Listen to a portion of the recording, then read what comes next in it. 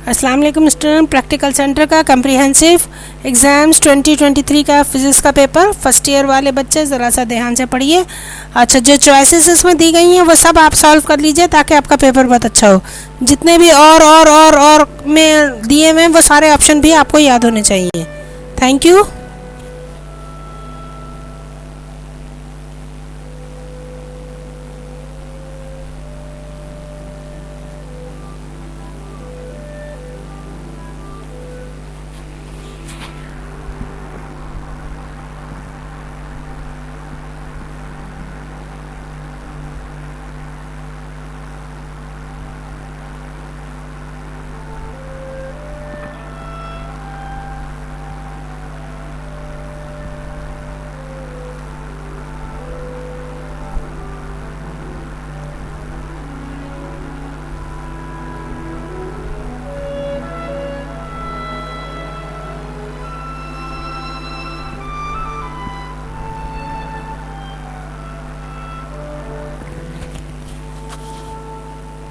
जैसे ये और दिया हुआ है, ये आपको इसका ये वाला क्वेश्चन भी आना चाहिए और ये वाला क्वेश्चन भी।